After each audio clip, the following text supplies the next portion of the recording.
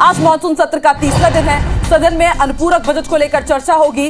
Budget में अलग अलग योजना के लिए प्रावधान किए गए हैं। समय पर ऋण न चुकाने वाले किसानों को सरकार ब्याज माफी देगी। इसके साथ ही इस कड़ी में सरकार ब्याज माफी समाधान योजना लागू कर सकती है। बजट में अटल गृह ज्योति योजना के लिए 750 करोड़ रुपए का प्रावधान होगा। संबल योजना के लिए 280 करोड़ रुपए का प्रावधान होगा। इसके साथ मुख्यमंत्री कन्यादान और निकाह योजना के लिए 55 करोड़, तो लंबित छात्रवृत्ति के भुगतान के लिए 240 करोड़। इसी की तरह पेयजल आपूर्ति योजना के लिए 151 करोड़ का प्रावधान किया जाएगा। अनुसूचित जनजाति के विद्यार्थियों को आवास सहायता के लिए 187 करोड़ का प्रावधान किया गया है। उनके लिए आवास बनाए जाएंगे। विधानसभा में चित्रकूट में श्रद्धा पहाड़ में खनन का मामला भी गूंजेगा। आज इसके आसार जताए गए हैं। इसके जरिए बताया जा रहा है कि ध्यान आकर्षण के जरिए ये मामला उठाया जाएगा। तो वहीं जबलपुर में स्मार्ट क्षेत्र में सीवर लाइन का काम पूरा नहीं होने और मंदसौर में कोरोना काल में निजी संस्थाओं में मुफ्त शिक्षा देना बंद करने का मामला भी सदन में आज गूंज सकता है। विधानसभा में 9,519 करोड़ के सप्लीमेंट्री बजट पर भी चर्चा होगी। इसी बीच बड़ी खबर आपको भोपाल से बता दें, विधानसभा के बाहर कांग्रेस प्रदर्शन कर रही है। कांग्रेस विधायक गेट के बाहर धरने पर बैठे हुए हैं। आदिवासियों पर अत्याचार के खिलाफ ये प्रदर्शन हो रहा है। तो रोजाना हम देख रहे हैं कि न सिर्फ कांग्रेस सदन के अंदर बल्कि बाहर भी काफी हंगामा कर रही है। काफी तीखी नोकझोंक भी देखने को मिली और आज एक बार फिर से सदन में प्रदर्शन वाली पॉलिटिक्स की शुरुआत हो गई है। आदिवासियों पर अत्याचार के खिलाफ कांग्रेस एक बार फिर से सदन के बाहर प्रदर्शन कर रही है।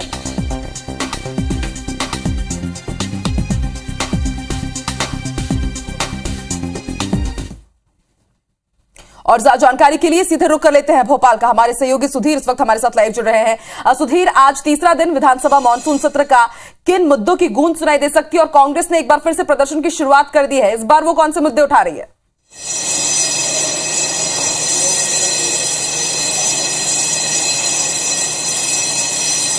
देखिए, बिल्कुल बात करें, तीसरा दिन है मानसून सत्र का मध्य प्रदेश विधानसभा के और लगातार 2 दिन हंगामे के बाद आज भी हंगामे के साथ विधानसभा सत्र की शुरुआत होने जा रही है। और खासकर बात करें तो पिछले 2 दिनों से कांग्रेस ने जो रणनीति तैयार की थी कि आने वाले 2023 के चुनाव के जो प्रमुख मुद्दे जो जनता के बीच में कांग्रेस को वोट दिला सकते हैं, उन मुद्दों के साथ कांग्रेस प्रदर्शन करे। और विधानसभा के पिछले 2 दिन के प्रदर्शन के दौरान यही लग रहा था कि कांग्रेस ऐसे मुद्दे उठाएगी। मध्य प्रदेश के अंदर 46 नगरीय निकाय में चुनाव है और ये आदिवासी बहुल क्षेत्र है। 2023 में कांग्रेस आदिवासियों का साथ चाहती है, लिहाजा आज कांग्रेस के विधायक मध्य प्रदेश के अंदर आदिवासियों पर अत्याचार को लेकर प्रदर्शन करते हुए नजर आए। और पैदल मार्च करने के बाद में मध्य प्रदेश विधानसभा के गेट के बाहर कांग्रेस के विधायक फिलहाल धरना दे रहे हैं। अगर बात करें तो कल जिस तरीके से पांचीलाल मीणा जो आदिवासी विधायक है, कांग्रेस के विधायक हैं, और कल जिस तरीके से प्रदर्शन के दौरान पुलिस द्वारा उनके खिलाफ बदसलूकी के आरोप कांग्रेस के विधायकों ने लगाए थे, विधानसभा के अंदर जमकर नारेबाजी हुई थी, हंगामा हुआ था इस पूरे मामले पर और कांग्रेस ने पुलिस अधिकारियों के खिलाफ कार्रवाई की मांग की थी। पर लेकिन सरकार की ओर से जवाब आया था कि प्रदर्शन के दौरान तख्तियां जो है छीनने का काम पुलिसकर्मी ने किया था, किसी भी विधायक से बदसलूकी नहीं की गई है। पर कांग्रेस ने इसको आदिवासी अस्मिता का विषय बनाया है। और आज विधानसभा की शुरुआत से पहले कांग्रेस के तमाम विधायक आदिवासियों पर अत्याचार और आदिवासी विधायक के खिलाफ हुए दुर्व्यवहार के आरोप को लेकर प्रदर्शन करते हुए नजर आए और विधानसभा के बाहर फिलहाल कांग्रेस के विधायक धरना दे रहे हैं। इसके अलावा आज विधानसभा के अंदर पोषण आहार, आदिवासियों के मुद्दे, यूरिया घोटाला, नर्सिंग घोटाले के मुद्दे की गूंज सुनाई दे सकती है।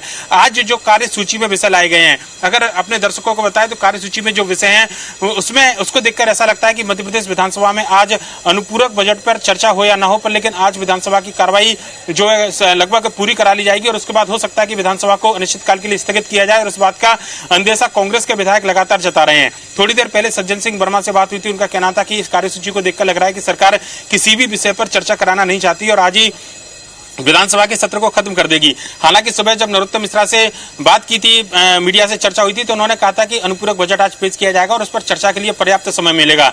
वित्त मंत्री को अपनी बात कहने दीजिए, उसके बाद में चर्चा कराई जाएगी। कल भी बीजेपी की ओर से, सरकार की ओर से यही दलील दी गई थी, पर लेकिन हंगामा कल हमने देखा था कि किस तरीके से बरपा था और पोषण आहार के मुद्दे पर विधानसभा की कार्रवाई पूरी तरीके से बाधित रही। मुख्यमंत्री ने हंगामे के बीच में अपना वक्तव्य दिया था। आज देखना होगा कि प्रश्नकाल के बाद में कांग्रेस कौन से मुद्दे को प्रमुखता के साथ उठाती है और कल जिस तरीके से पोषण आहार पर हंगामा हुआ था, आज भी माना जा रहा है कि पोषण आहार के साथ में आदिवासियों पर अत्याचार, इसके अलावा यूरिया घोटाला और मध्य प्रदेश के अंदर अति बारिश को लेकर किसानों को जो मुआवजा नहीं मिला है, इसको लेकर कांग्रेस सदन के अंदर जो है सरकार की घेराबंदी कर सकती है और सरकार की ओर से भी पूरी तैयारी जवाब को लेकर की गई है। जी, बिल्कुल सुधीर, आप भी नजर बना के रखिएगा। जैसे ही कार्यवाही की शुरुआत होगी एक बार फिर से आपकी तरफ रुख करेंगे। फिलहाल शुक्रिया अपनी जानकारी के लिए। तो आज मध्य प्रदेश विधानसभा के मानसून सत्र का आज तीसरा दिन है और आज भी माना जा रहा है कि काफी हंगामा होगा, ना सिर्फ सदन के अंदर बल्कि सदन के बाहर भी हम देख रहे हैं कि किस तरह से जोरदार पॉलिटिक्स हो रही है। अलग अलग मुद्दों को लेकर के रोजाना कांग्रेस विधायक गेट के बाहर बैठकर धरना दे रहे हैं और आज भी ये तस्वीरें आप देखिए, आदिवासियों पर अत्याचार के खिलाफ प्रदर्शन किया जा रहा है। आपको बता दें कल जो पुलिसकर्मियों के साथ यहां पर धक्का मुक्की हुई थी उसके बाद अब कांग्रेस, जैसा कि हमारे सहयोगी सुधीर बता रहे थे, कि इसे पूरी तरह से आदिवासियों की स्मिता से जोड़ करके देख रही है और इसलिए इस वक्त भी कांग्रेस के तमाम जो विधायक है गेट के बाहर धरने पर बैठे हुए हैं और यह प्रदर्शन लगातार जारी है। इसके साथ ही आज अनुपूरक बजट भी पेश किया जाएगा, अलग अलग प्रावधान उसमें दर्शाए जाएंगे और इसके साथ ही कांग्रेस ये भी आरोप लगा रही है कि सरकार चर्चा से बचना चाहती है।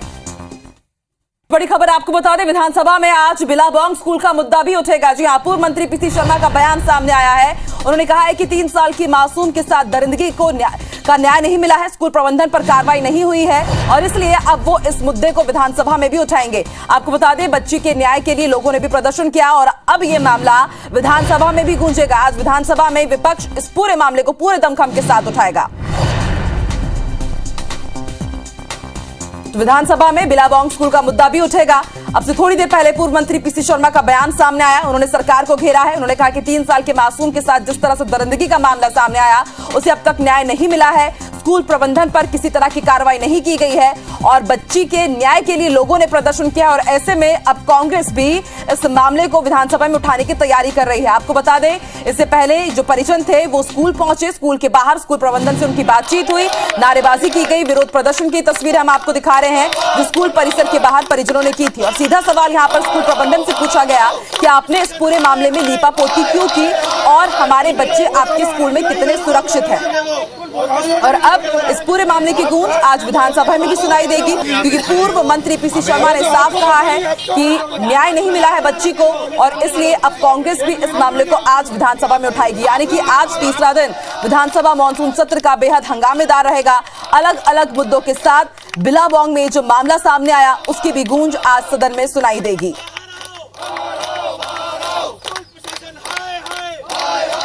हालांकि आपको यह भी जानकारी दे दें कि डीईओ की एक टीम इस वक्त स्कूल में ही मौजूद है, वहां पर स्कूल प्रबंधन से पूछताछ की जा रही है। सीएम शिवराज सिंह चौहान ने भी आज सुबह समीक्षा बैठक की, तमाम अधिकारी भी उसमें मौजूद रहे और अधिकारियों को सख्त निर्देश दिए गए हैं कि स्कूल प्रबंधन को बख्शा ना जाए, जो भी दोषी हो उसे जांच के दायरे में लिया जाए और उसे सख्त से सख्त पूछताछ की जाए, सख्त से सख्त कार्रवाई की जाए। पूर्व मंत्री पीसी शर्मा ने इस पूरे मामले पर क्या कुछ कहा है, आइए आपको सुनवाते हैं।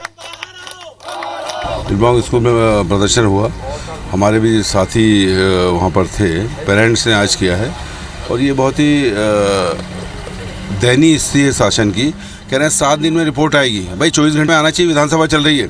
आज मैं इस मामले को पूरी ताकत से विधानसभा में उठाऊंगा और हम बहिर्गमन भी करेंगे। और ज्यादा जानकारी के लिए बात करेंगे हमारे सहयोगी शिखिल से जो इस वक्त फोन लाइन पर हमारे साथ मौजूद है। शिखिल, विधानसभा में बिलाबोंग का मुद्दा भी आज उठेगा और पीसी शर्मा का एक बड़ा सवाल यहाँ पर कि 1 हफ्ते का वक्त क्यों लिया जा रहा है जांच रिपोर्ट पेश करने के लिए, क्यों ना 24 घंटे में ही इस जांच रिपोर्ट को पेश कर दिया जाए। शिखिल, आप सुन पा रहे हैं?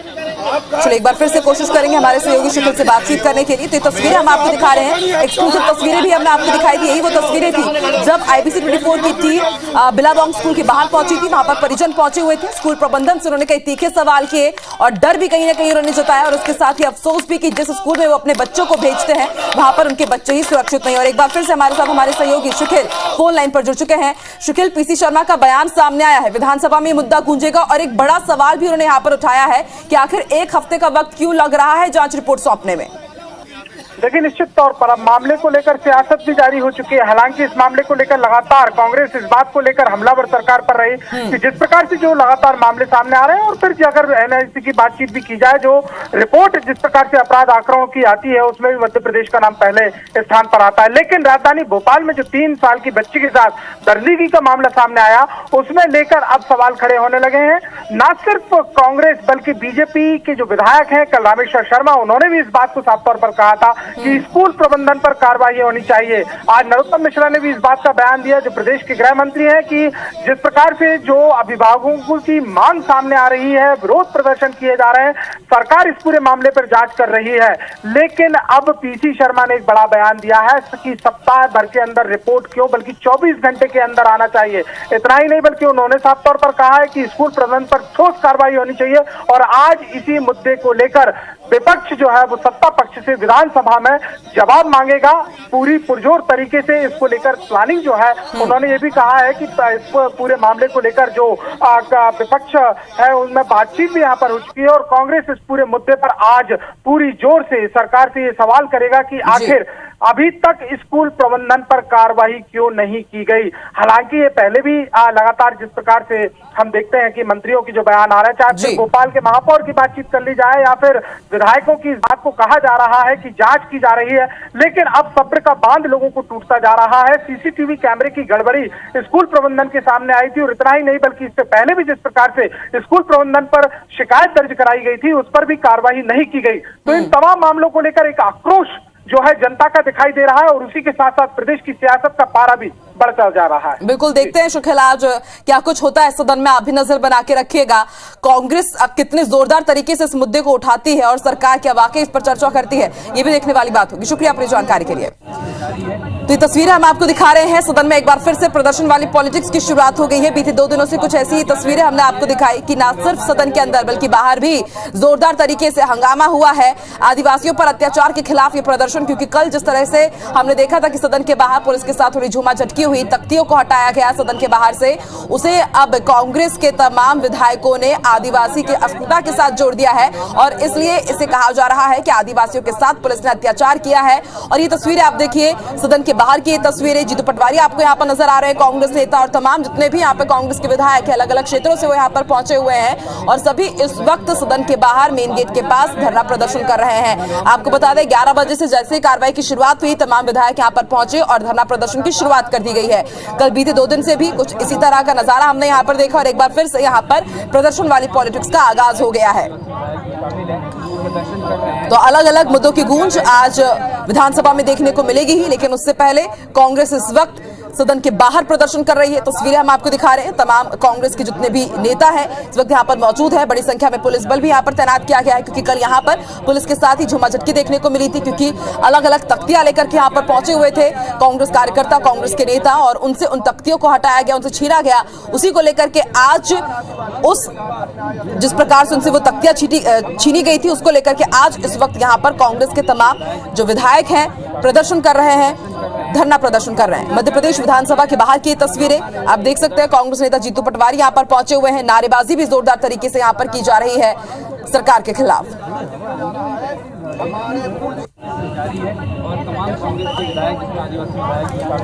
तो मध्य प्रदेश विधानसभा के मानसून सत्र का आज तीसरा दिन है। अलग अलग मुद्दों की गूंज यहां पर सुनाई देगी।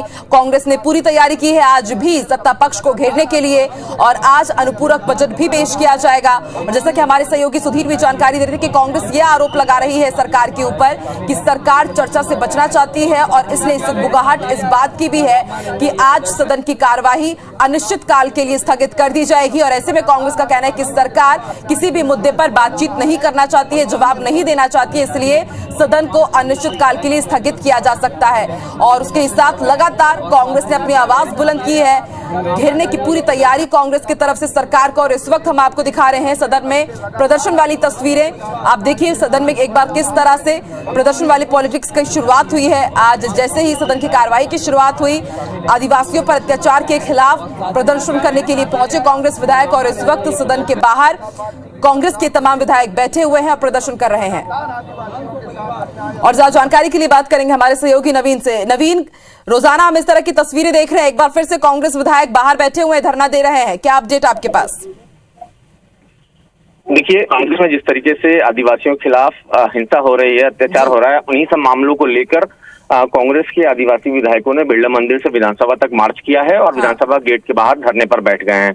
दरअसल विधायकों की इस बात की भी नाराजगी है कि विधानसभा में कल जो घटनाक्रम हुआ, बीजेपी के विधायक उमाकांत शर्मा के साथ कांग्रेस के आदिवासी विधायक पांचीलाल मेड़ा की जो नोकझोंक हुई है, जो झड़प हुई है, उसको लेकर भी एक बड़ा बयान और बड़ा गंभीर बयान कांग्रेस के आदिवासी विधायकों ने दिया है। कांग्रेस के आदिवासी विधायकों को सीधा आरोप है कि मध्य प्रदेश की विधानसभा में भी कांग्रेस के आदिवासी विधायक सुरक्षित नहीं है।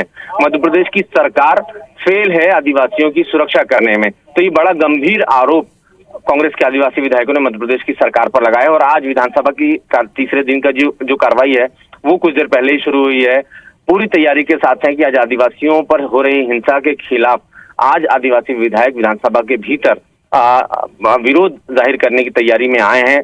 सभी आदिवासी विधायकों ने जोरदार प्रदर्शन किया है। विधानसभा के गेट के बाहर काफी देर तक धरने पर बैठे रहे। उसके बाद मनाने पर वो अंदर आए, लेकिन अंदर आते वक्त भी हंगामा करते हुए, नारेबाजी करते हुए वो दाखिल हुए। सीधा बड़ा आरोप उन्होंने लगाया है कि मध्य प्रदेश में आम आदिवासी सुरक्षित नहीं है। नेमावर की घटना का जिक्र किया, सिवनी घटना का जिक्र किया, मंडला की घटना का जिक्र किया, खरगोन खंडवा में जो आदिवासियों के साथ हुआ उन घटनाओं का भी जिक्र किया। और अब जो कल उमाकांत शर्मा बीजेपी के विधायक हैं उनके साथ जो कारम डैम को खुलासे को लेकर जो नोकझोंक हुई है, तो उसका हवाला देते हुए कहा है कि मध्य प्रदेश में आदिवासी विधायक सुरक्षित नहीं है, खासकर मध्य प्रदेश की विधानसभा में। तो ऐसे कैसे सरकार आदिवासी हितैषी होने का दावा कर रही है? तो इस मसले को लेकर, इस मुद्दे को लेकर आज सरकार से, सत्ता पक्ष से जवाब मांगने की कोशिश कांग्रेस पार्टी करेगी। कांग्रेस और खासकर आदिवासी विधायक इस कोशिश में है कि इसका जवाब ऑन रिकॉर्ड सरकार विधानसभा के भीतर दे। हालांकि किसी भी तरीके से मानने को तैयार नहीं है आदिवासी विधायक, जिस तरीके से उनके तेवर देखकर लग रहा है। और ये जरूर है कि आदिवासियों के जरिए ही सत्ता में वापसी की कोशिश भी कांग्रेस पार्टी कर रही है। मध्य प्रदेश में 2018 में भी सबसे ज्यादा सीटें कांग्रेस पार्टी ने ही आदिवासी सीटों पर आदिवासी सीटें जीती थी। और इस बार भी कांग्रेस को उम्मीद है कि जिस तरीके से सत्ता विरोधी लहर आदिवासी क्षेत्रों में बनी है, तो उसका तगड़ा माइलेज कांग्रेस पार्टी को जरूर मिलेगा। शुक्रिया अपनी जानकारी के लिए नवीन। विधानसभा की कार्रवाई शुरू हो गई है और सदन की कार्रवाई शुरू होते ही कांग्रेस ने यहां पर जोरदार हंगामा किया है। कांग्रेस ने स्थगन प्रस्ताव पर चर्चा की मांग की है। संसदीय कार्य मंत्री नरोत्तम मिश्रा का इसी बीच बड़ा बयान सामने आया। उन्होंने कहा कि ऐसा कोई आश्वासन हमने नहीं दिया है।